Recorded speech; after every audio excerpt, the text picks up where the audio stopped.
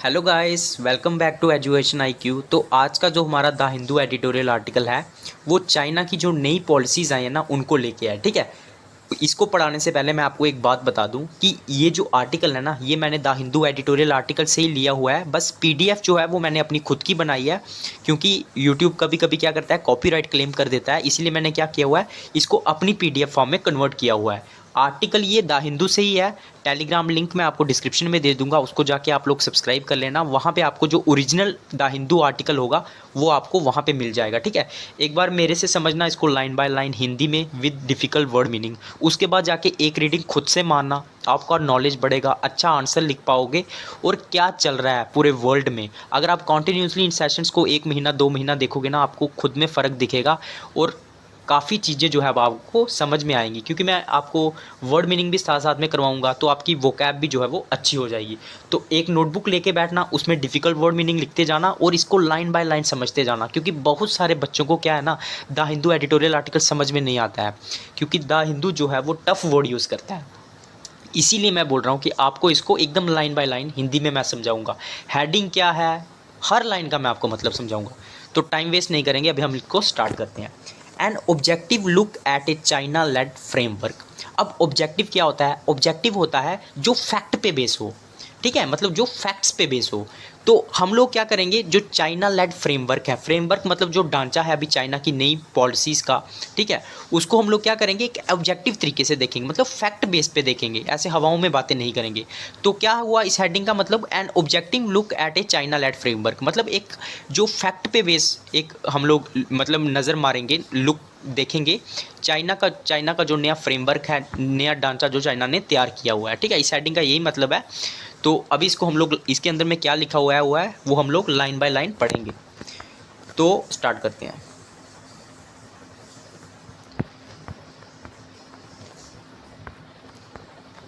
In his की note speech at the Langton Forum in Beijing in February 20, Chinese Minister of Foreign Affairs Qin Gang highlighted the recently unveiled Global Security Initiative concept paper। तो सबसे पहले आप लोग word meaning लिखिए, unveiled. Unveiled का meaning होता है uncovered, मतलब खुला करना, किसी चीज़ को, किसी चीज़ का कवर उतार देना। तो इन हिज की स्टोन स्पीच, की स्टोन होता है जो मतलब की नोट, सॉरी की नोट का मतलब होता है जो important speech at the Lantican form. तो ये लांटिकन फॉर्म क्या है, ये चाइना की एक मतलब चाइना का एक इवेंट होता है इन बेजिंग, बेजिंग में हुआ ये February 21 को। Chinese minister of foreign affairs Qin Gang highlighted the recently unveiled global security initiative concept paper. उसमें उसने क्या किया, अनवील्ड किया, मतलब ओपनिंग की global security initiative concept paper की। अब ये global security initiative paper work क्या है ये आपको समझ में आ जाएगा जैसे जैसे आप पढ़ते चलोगे। The Global Security Initiative is presented as a China-led framework that seeks to restore stability and security, particular in Asia। तो ये जो GSI है ना, ये presented as a China led framework, मतलब इसको इस तरह से प्रेजेंट किया गया, दैट सीक्स का मतलब क्या होता है, एफर्ट करना, to restore stability and security particularly in Asia. तो इसको क्यों लाया गया, ताकि ये स्टेबिलिटी और सिक्योरिटी को मेंटेन कर सके एशिया में। ठीक है, उसके बाद accordingly mister queen outlined, outline का मीनिंग क्या होता है, रूपरेखा, मतलब किसी चीज़ की रूपरेखा तैयार करना। तो outline 5 major pillars to effectively implement the GSI। तो जो फॉरेन मिनिस्टर है उनका, उन्होंने 5 पिलर्स बताए कि कैसे हम लोग इस जो GSI है इसको इफेक्टिवली इंप्लीमेंट कर सकते हैं। म्यूचुअल रिस्पेक्ट से, मतलब एक दूसरे की म्यूचुअल रिस्पेक्ट करें कंट्रीज़। उसके बाद ओपननेस से, मतलब ओपन होने चाहिए हम लोग हर चीज़ के लिए। एंड इंक्लूजन, इंक्लूजन मतलब सभी को इंक्लूड करना। ठीक है, और मल्टीलैटरलिज्म, मल्टीलैटरलिज्म क्या होता है, जो ग्रुप होता है 3 या फिर उससे ज़्यादा कंट्री का। ठीक है, उसके बाद म्यूचुअल बेनिफिट, मतलब सबके हम लोग बेनिफिट देखें, म्यूचुअल मतलब जिसमें सभी इंक्लूड हों। And A holistic approach, holistic होता है कंप्लीट अप्रोच, आधी अधूरी अप्रोच नहीं, कंप्लीट अप्रोच। तो ये 5 पिलर्स जो थे वो चाइना के जो फॉरेन मिनिस्टर हैं उन्होंने अपनी जो उनकी पॉलिसी है GSI उसके अंदर में बताए। उसके बाद नेक्स्ट हेडिंग है the substance of the narrative. Narrative क्या होता है, स्टोरी। तो इस स्टोरी में मतलब जो उन्होंने नरेटिव पेश किया, जो अपना उन्होंने GSI का जो मॉडल पेश किया, उसमें क्या क्या आता है अंदर में, क्या क्या सब्सटेंस है वो हम लोग इसके अंडर में पढ़ेंगे। ठीक है, While the promotion of such principles is timely and critical given the current shifts in international geopolitical landscapes at expense of developing world। ठीक है, तो क्या लिखा हुआ है कि bile the promotion of such principles, मतलब इन प्रिंसिपल्स का जो प्रमोशन है इस टाइमली एंड क्रिटिकल, मतलब ये सही टाइम पे आया है और क्रिटिकल है, मतलब इंपॉर्टेंट है जो वो रूल्स लेके आए हैं चाइनीज़ लोग। ठीक है, गिवन का मतलब होता है कंसीडर करना। Considering the current shifts in the international geopolitical landscape, मतलब जितने अभी जो शिफ्ट्स चल रहे हैं ना, मतलब यहाँ से वहाँ जियोपॉलिटिक में आपको पता ही है, कहीं वार चल रहा है, कहीं कुछ लड़ाई चल रहा है, तो उनको अगर हम लोग मद्देनज़र रखें तो ये जो पॉलिसीज़ हैं, जो प्रिंसिपल्स लेके आया चाइना, वो क्या है, टाइमली है, मतलब सही समय पे आए हैं, और इम्पॉर्टेंट है, क्रिटिकली मतलब important.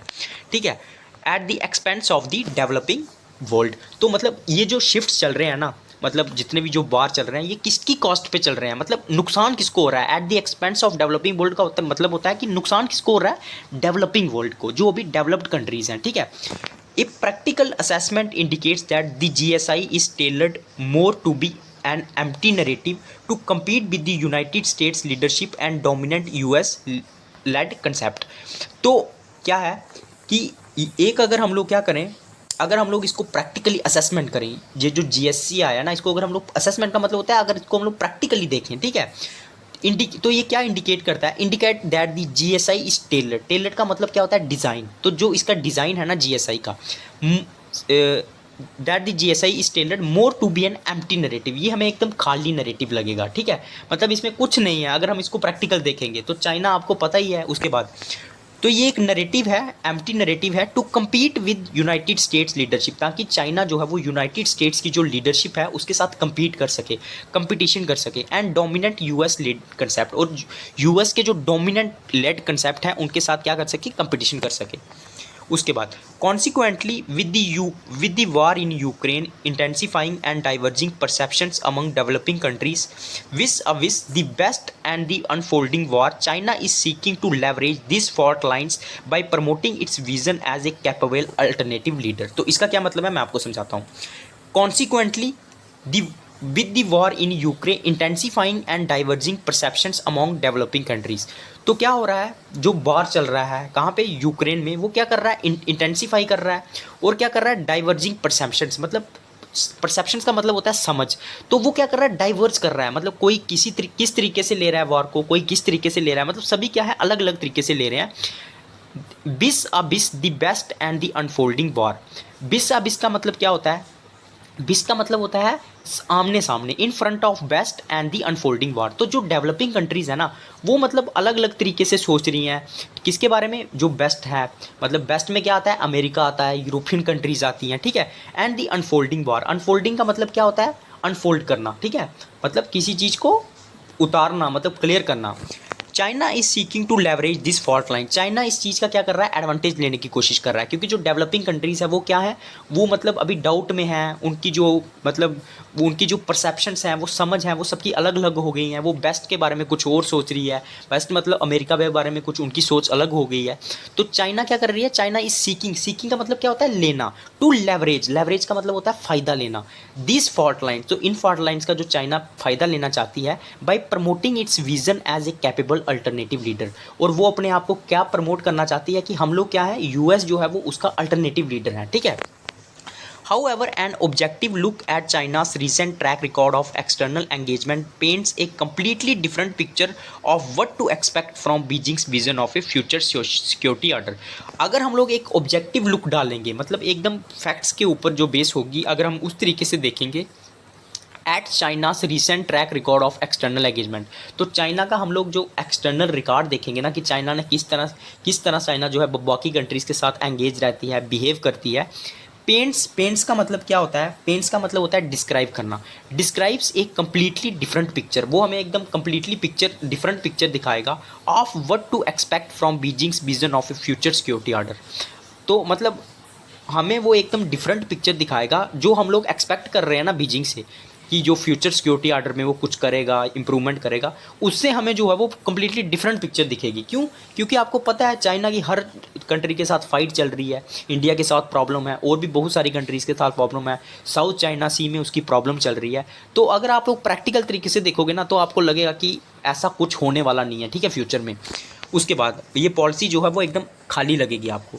The crux of the, crust का मतलब, ओ सॉरी एक सेकेंड, अच्छा अब ये क्या है, क्रक्स का मतलब क्या होता है मैं आपको पहले बता देता हूँ। क्रक्स का मतलब होता है रूट, मतलब जड़, ठीक है। एक सेकेंड यार, पीडीएफ कहाँ चला गया, हाँ। द क्रक्स का मतलब क्या होता है, किसी चीज़ की जड़, root. The crux of the GSI's first principle centres on the need for the countries to adhere to the United Nations Charter and international law while facilitating relation based on mutual trust and respect for each other's sensitivities। तो पहला जो GSI का principal है, मतलब जो China ने जो policy बनाई है, तो उसका रूट क्या है, मतलब वो क्या कहता है, वो कहाँ है, centres on the need for the countries to adhere to the United Nations charter. Adhere का मतलब क्या होता है, मानना, किसी चीज़ का पालन करना, ठीक है। तो वो क्या कर रहा है, वो मतलब किस चीज़ पे बेस है कि जो कंट्रीज़ हैं वो अधीर करें, मतलब पालन करें, जो यूनाइटेड नेशंस चार्टर के जो रूल्स हैं उनका पालन करें और इंटरनेशनल जो लॉज हैं उनका पालन करें। अधीर, ये जो वर्ड मीनिंग मैंने लिखाया अधीर, अधीर का मतलब होता है किसी चीज़ को ओबे करना, मानना, ठीक है। तो उसका पालन करें। And international law while facilitating relation based on mutual trust, और इंटरनेशनल लॉ का भी पालन करें वाइल फैसिलिटेटिंग। फैसिलिटेटिंग का मतलब क्या होता है, किसी की सुविधा प्रोवाइड करना, कोई चीज़ फैसिलिटी प्रोवाइड करना। Relations based on mutual trust, तो वो क्या करे, मतलब सुधार करे, जो उसके रिलेशंस हैं म्यूचुअल ट्रस्ट पे बेस्ड हैं उन पे सुधार करे, ठीक है। उसके बाद और एक दूसरे को क्या करे, सुविधा प्रोवाइड करे। And respect for each other sensitivities, और जो एक दूसरे के जो सेंसिटिव मामले हैं उनको क्या करे, उनको रिस्पेक्ट करे, ठीक है। उसके बाद ये चाइना का फर्स्ट प्रिंसिपल है। During this past few years China has consistently demonstrated the exact opposite in terms of it relation. लेकिन अगर आप पिछले कुछ सालों की जो आप लोग अगर देखोगे ना, पिछले साल, तो चाइना क्या कर रही है, consistently demonstrating the exact opposite in terms of its relation. China जो है वो आपको एकदम एग्जैक्ट अपोजिट दिखाएगी, जो वो इस पॉलिसी में बात कर रही है ना, एक्चुअल में वो उससे खुद जो है वो उससे डिफरेंट बिहेव करती है, अपोजिट बिहेव करती है विद इट्स नेबर्स, अपने नेबर्स के साथ। अलॉन्ग इट्स, आपको पता ही है चाइना का मतलब अपने नेबर्स के साथ जो है वो झगड़ा काफ़ी रहता है। इस पॉलिसी में तो वो बात कर रही है कि हमें यूनाइटेड नेशन के हर लॉ को मानना है, अधीर करना है, ठीक है, और एक दूसरे के प्रति रिस्पेक्ट रखनी है, लेकिन खुद वो ऐसा करती नहीं है। अगर आप पिछले कुछ सालों से देखोगे, China continues to ensure that it is relation with New Delhi are provocative by not only unilateral disregarding confidence building measure and bilateral agreements but also by constantly undermining India's territorial integrity and sovereignty। तो China क्या करती है, अगर हम उसके southern most border पे अगर आप देखोगे, जो साउथर्न वेस्टर्न बॉर्डर है चाइना का, China continues to ensure, China ये एंश्योर करती है that its relation with New Delhi, New Delhi मतलब इंडिया के साथ, आर प्रोवोकेटिव। प्रोवोकेटिव क्या होता है, किसी को मतलब प्रोवोकेट करना, मतलब किसी को, समझ रहे हो ना आप लोग, किसी को मतलब कुछ ऐसा करना कि उसको तकलीफ हो, ठीक है, उसको बोलते हैं प्रोवोकेट करना। तो कंटिन्यूसली चाइना इंश्योर करती है कि इंडिया के साथ चाइना का रिलेशन प्रोवोकेटिव रहे, ठीक है। वाई नॉट ओनली यूनिलैटरली, सिर्फ यूनिलैटरली नहीं, ठीक है। Disregarding by not only unilaterally, मतलब यूनिलैटरली मतलब होता है खुद से, मतलब सिर्फ एक कंट्री से, सिर्फ अपनी तरफ से, चाइना की तरफ से। डिसरिगार्डिंग का मतलब होता है किसी चीज़ को ओबे नहीं करना। कॉन्फिडेंस, ठीक है, building measures and bilateral agreements but also by constantly undermining India's territory and integrity and sovereignty. मैं आपको ये समझाता हूँ ये क्या लिखा हुआ है, ठीक है। तो सिर्फ वो मतलब क्या कर रही है, सिर्फ यूनिलैटरली मतलब रूल्स को डिसोबे करके, डिसरिगार्ड का मतलब होता है डिसोबे करना, confidence, building measures and bilateral agreement, सिर्फ मतलब बायलैटरल एग्रीमेंट के थ्रू वो प्रोवोकेट नहीं कर रहा है इंडिया को, ठीक है।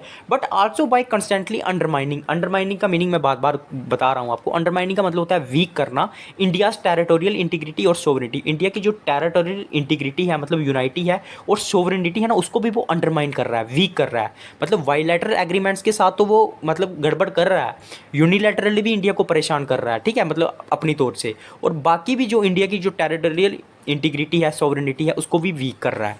Similarly China is also increasing its assertive manoeuvres in the South Asia, South China Sea by greatly militarising the. अब मैं पहले आपको समझाता हूँ ये। तो सिमिलरली चाइना क्या कर रहा है, is also increasing assertive manoeuvres. Manoeuvres word meaning लिख लीजिए, मैन्यूवर्स का मतलब होता है ट्रिक, कोई चाल, और असर्टिव मतलब क्या होता है, अग्रेसिव। तो चाइना क्या कर रहा है, इंक्रीजिंग इज असर्टिव मैन्यूवर्स, मतलब उसके जो आक्रामक जो तरीके हैं ना, जो चालें हैं, मैन्यूवर्स मतलब ट्रिक, उनको क्या कर रहा है, इंक्रीज कर रहा है इन the south China C. South China सी आपको पता ही है, काफ़ी इंपॉर्टेंट जगह है। अगर आप किसी भी कंट्रीज़ में देखोगे काफ़ी उसमें रिसोर्सेज रहते हैं, ठीक है। तो चाइना वहाँ पे भी जो है वो अपना दबदबा जो है वो बनाने की कोशिश कर रही है, ठीक है। उसके बाद बाय ग्रेटली मिलिट्रलाइजिंग दी एक सेकेंड यार by greatly militarizing the disputed maritime territory at the expense of sovereignty and sovereign rights of the South Asian neighbors।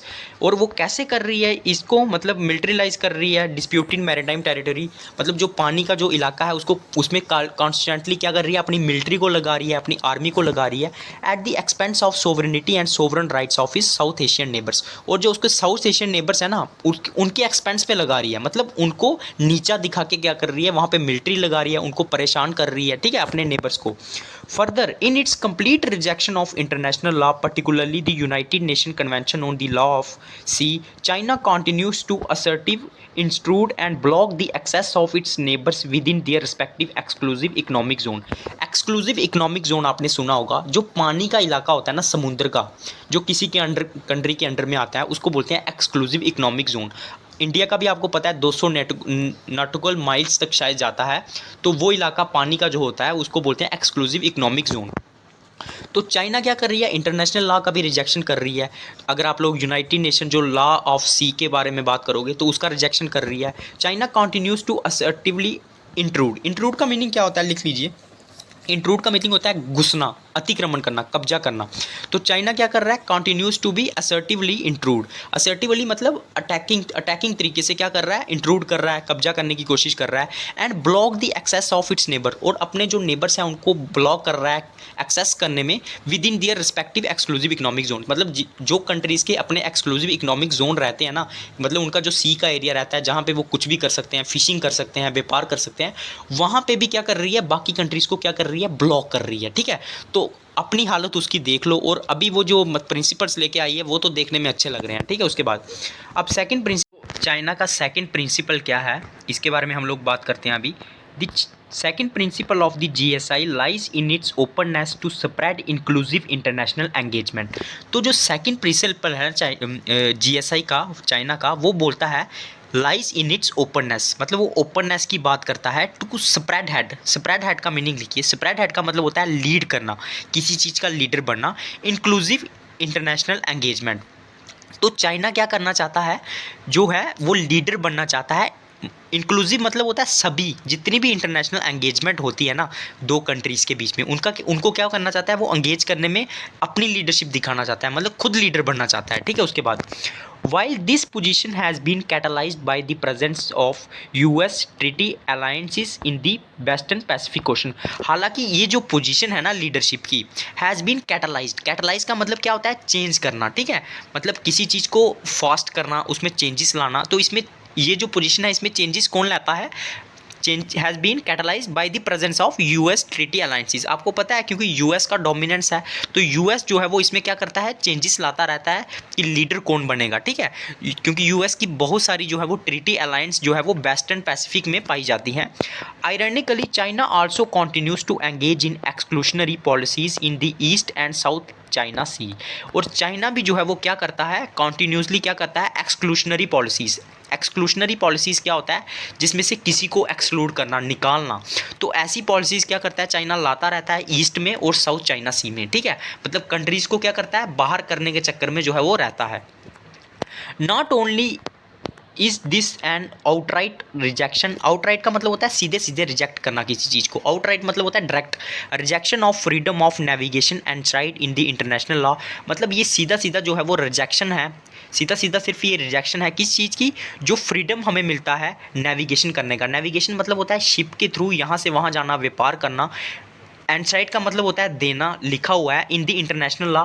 मतलब सीधे सीधे चाइना इसका क्या करता है, उल्लंघन करता है, मतलब कंट्रीज़ को एक्सक्लूड करके। But it is also a display of narrowly defined interest to consolidate its sphere of influence in the region. और ये हमें क्या एक डिस्प्ले करता है, एक नैरोली मतलब छोटा इंटरेस्ट, मतलब एक टू कंसोलिडेट होता है मजबूत करना, its sphere of influence in the region. मतलब वो क्या करना चाहता है, अपना जो इन्फ्लुएंस है वो इस रीजन में, साउथ चाइना सी में जो है वो बढ़ाना चाहता है। तो हमें ये चीज़ दिखाता है चाइना की ये पॉलिसीज़। उसके बाद है ऑन सिक्योरिटी कोऑपरेशन। अब सिक्योरिटी कोऑपरेशन पे इसका थर्ड प्रिंसिपल बेस है। The third principle focuses on bilateral and multilateral security cooperation and consultations to address issues of concern with the parties involve. तो थर्ड प्रिंसिपल क्या बोलता है कि हमें बायलैटरल और मल्टीलैटरल जो है वो सिक्योरिटी कोऑपरेशन की बात करता है, मतलब एकजुटता की बात करता है, एंड कंसल्टेशन मतलब होता है डिस्कशन करना, टू एड्रेस द इशू मतलब ताकि उन इश्यूज को एड्रेस किया जाए, सॉल्व किया जाए, of concern with the parties involve मतलब उनके साथ डिस्कस करके जो पार्टीज जो हैं वो इश्यूज में इन्वॉल्व हैं या फिर जो countries. While China plays a prominent मतलब होता है important role in various multilateral institutions, its understanding of consultations can be seen through the prism of asymmetric power relation, such as constraining members of the Association of Southeast Asian Nations from pursuing collective actions against Beijing assertion. तो China मतलब China की ये जो policy है ना, हालांकि ये जो है वो प्रोमिनेंट रोल प्ले करती है मल्टीलैटरल इंस्टीट्यूशंस में, लेकिन जो उसकी अंडरस्टैंडिंग है ना कंसल्टेशन की, कंसल्टेशन मतलब डिस्कशन, उसको हम लोग देख सकते हैं can be seen through the prism मतलब चश्मे से, ऑफ एसिमेट्रिक पावर। एसिमेट्रिक मतलब जो एक जैसी नहीं हो, कहीं पे कुछ मतलब इस एक समान ना हो। रिलेशंस टू सच एज कॉन्स्ट्रेनिंग होता है रोकना, members of association of south east Asian Nations from pursuing collective actions in Beijing's assertion. Assertion मतलब होता है अटैक, आक्रमण, अग्रेसिव नेचर। तो दूसरे तरीके से अगर आप उसको देखोगे तो वो चाइना क्या करता है, रोकता है साउथ ईस्ट एशियन नेशंस को चाइना के ऊपर कोई एक्शन लेने से, ठीक है, चाइना जो असर्टिव एक्शन लेता है वहाँ वो एक्शन लेने से रोकता है, ठीक है। Moreover, China continues to delay the establishment of a crucial code of conduct for the South China Sea। और चाइना क्या करता है, डिले करता है for the establishment of crucial code of conduct. Code of conduct होता है rules for south China सी, उनको भी चाइना क्या करता है, रिजेक्ट करता है, ठीक है, ताकि कोई रूल ना बने और चाइना का जो है वो साउथ चाइना सी पे जो दबदबा है वो कम ना हो जाए, ठीक है। To bolster its military power projection in the disputed territory, ताकि बॉल्स्टर का मतलब होता है बढ़ाना, इंक्रीज करना, ताकि जो मिलिट्री उसकी जो मिलिट्री की पावर है उसको वो बढ़ा सके उस डिस्प्यूटेड रीजन में मतलब साउथ चाइना सी में, and indulge in various grey zone strategies. अब ये ग्रे जोन जो स्ट्रेटजीज होती हैं ना, ये क्या होती हैं, ये मैं आपको अजय आप मुझे कमेंट बॉक्स में बताओगे, ठीक है, और जिसको पता है वो पक्का कमेंट बॉक्स में इसका जवाब देगा, नहीं तो जब मेरा नेक्स्ट वीडियो आएगा उसके स्टार्टिंग में मैं आपको ग्रे जोन स्ट्रैटेजीज़ के बारे में बताऊंगा। अब ग्रे जोन स्ट्रैटेजीज़ आपको सुनने में पता चल रहा होगा चाइना के रिलेटेड है, तो ये स्ट्रैटेजीज़ क्या होंगी ये आप गूगल में सर्च करके मेरे को कमेंट बॉक्स में बताओगे, ठीक है। The fourth principle highlights the GSI's prioritisation of positive sum cooperation.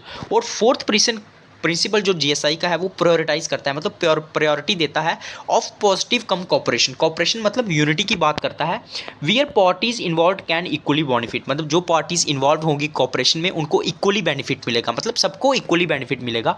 While in theory China's belt and road initiative is a much needed cooperative framework given the significant infrastructure deficit in the developing world. तो China का जो road and belt initiative है ना, जिसके साथ China जो है वो काफ़ी कंट्रीज़ में जो है वो इन्वेस्टमेंट करना चाहती है, अपना रोड जो है वो लिंक करना चाहती है, लिंकेज बढ़ाना चाहती है, is a much needed cooperative framework मतलब ये एक बहुत ज़रूरी जो है वो फ्रेमवर्क है, ढांचा है।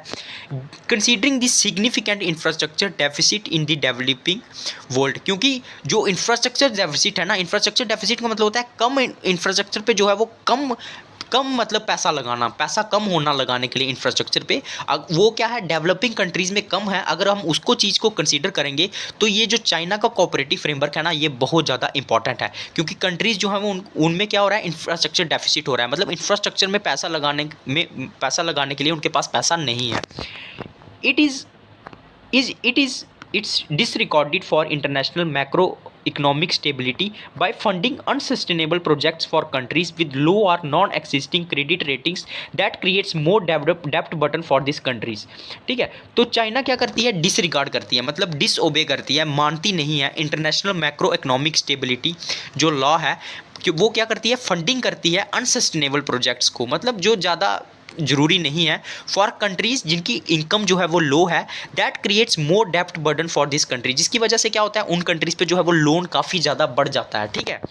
More ever as another illustration of Beijing's disregard for its neighbour sovereignty and sovereign rights, China insisted on receiving a large share in its bid for a joint exploration of resources with in Manila in Philippine waters. तो अगर हम लोग एक illustration और मतलब illustration का मतलब होता है एग्जाम्पल की बात करेंगे ना, बीजिंग डिसरिगार्डेड के मतलब जिसमें बीजिंग ने जो है वो रूल को मानने से मना कर दिया for its neighbour sovereignty and sovereign rights मतलब अपने नेबर्स की सोवरेनिटी के लिए और सोवरन राइट्स के लिए। सोवरेनिटी आपको पता है किसी कंट्री को क्या होती है कि कोई दूसरी कंट्री जो है वो उसके मामले में इंटरफेयर ना करे, ठीक है। चाइना इंसिस्टेड का मतलब होता है कहना on receiving a large share in its bid for a joint exploration, मतलब चाइना ने जो है वो ज़्यादा शेयर मांगा जो उसने बिड लगाई जॉइंट एक्सप्लोरेशन मतलब खोज के लिए रिसोर्सिस की विद फिलिपाइंस वाटर्स में, मतलब जो वो रिसोर्सिस को खोज रहे हैं चाइना ने उसके लिए जो है वो ज़्यादा शेयर की जो है वो डिमांड की। उसके बाद दी होलिस्टिक मतलब क्या होता है कंप्लीट, तो इसके बारे में बात करेंगे। The last principle of GSI advocate a holistic approach, holistic मतलब complete approach towards traditional and non traditional security threats, जो ट्रेडिशनल और नॉन सिक्योरिटी ट्रेडिशनल जो थ्रेट्स हैं मतलब जो खतरे हैं उनके लिए कंप्लीट अप्रोच की बात की with an equal emphasis on eliminating any breeding ground for insecurity, मतलब कोई भी जो इनसिक्योरिटी को लेके कोई भी जो ग्राउंड है उसको क्या करने के लिए बोला, एलिमिनेट करने के लिए बोला, खत्म करने की बात की। Throughout the years, the rise of China in a transitioning multipolar international system has resulted in power competitions with established and rising great powers such as US and India respectively that seek to preserve and strengthen the established order. तो अगर हम लोग मतलब अगर through out हम पिछले years की कुछ सालों की बात करें, the rise of China in A transitioning multipolar international system, अब ये ट्रांजिशनिंग का मतलब क्या हो रहा है, जो चेंज हो रहा है, और मल्टीपोलर क्या होता है जिसमें जो पावर है वो डिवाइड है इंटरनेशनल सिस्टम में, has resulted in the power competitions, ठीक है। मतलब इससे क्या हुआ, जो चाइना राइज हुआ है तो उससे क्या हो रहा है, जो पावर कंपटीशन हो रहा है with established and rising great powers, किस किस के साथ, यूएस के साथ और इंडिया के साथ, ठीक है। That seek to preserve and strengthen the established order, जो क्या करने की कोशिश कर रहा है, प्रिजर्व करने की कोशिश कर रहा है मतलब बचाने की कोशिश कर रहा है, और एस्टेब्लिश स्ट्रेंथन करने की कोशिश कर रहा है एस्टेब्लिश्ड ऑर्डर को। Rather than being holistic, China's engagement with this power indicate a more narrowly defined goal for it interest, मतलब चाइना इनके साथ एंगेज मतलब जुड़ने के अलावा क्या कर रहा है, नैरोली मतलब उसकी छोटी सोच को दिखाता है उसके इंटरेस्ट को पूरा करने के लिए, ठीक है। मतलब चाइना इन कंट्रीज़ के साथ, इंडिया और यूएस के साथ जो है मिलके काम नहीं करना चाहता है बल्कि अपने इंटरेस्ट को बचाना चाहता है। In addition China also continues to be a catalyst for insecurity in the non traditional security realm, और चाइना जो है वो एक कैटलिस्ट की तरह काम करता है। कैटलिस्ट मतलब क्या होता है, जो तेज करता है, किसी चीज़ को इंक्रीज करता है, फॉर इनसिक्योरिटी मतलब इनसिक्योरिटी के लिए, in non traditional security realm, जो नॉन ट्रेडिशनल जो सिक्योरिटी रियाम का मतलब होता है क्षेत्र, उनमें वो क्या करता है, एक कैटलिस्ट की काम करता है, मतलब और ज़्यादा इनसिक्योरिटी जो है वो बढ़ाता है। Starting from its alleged lack of accountability regarding the कोविड-19, अकाउंटेबिलिटी मतलब क्या होता है, जवाबदेही, मतलब कोविड-19 पे उसने कोई जवाबदेही नहीं दी, कोई मतलब बताया नहीं।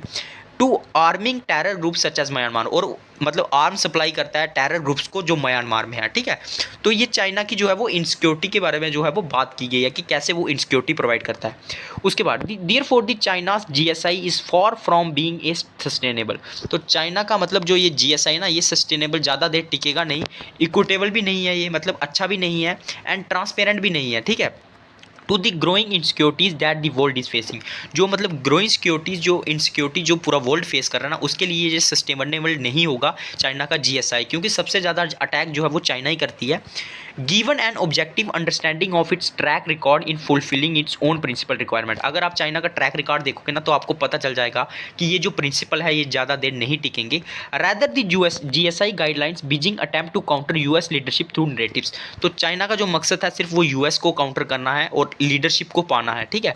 रिकॉर्डलेस of whether it can effectively operationalise such as initiatives on the ground, चाहे ये मतलब ग्राउंड पे काम करेगा चाहे नहीं करेगा, लेकिन चाइना का जो मेन मुद्दा है वो यूएस के साथ कंपीट करना है। तो ये आज का आर्टिकल था, एक एक लाइन मैंने एक्सप्लेन कर दी हिंदी में। चैनल को सब्सक्राइब कर देना, लाइक कर देना और टेलीग्राम लिंक को ज्वाइन कर लेना ताकि आपको डेली पीडीएफ जो है वो मिल जाएगी। एक बार मैंने पढ़ा लिया, अब जाके इसको खुद रीड करो, आपको समझ में आ जाएगा। जो समझ में नहीं आता है कमेंट बॉक्स में लिखो, चैनल को शेयर करो, सब्सक्राइब करो, लाइक करो, कमेंट करो। जय हिंद।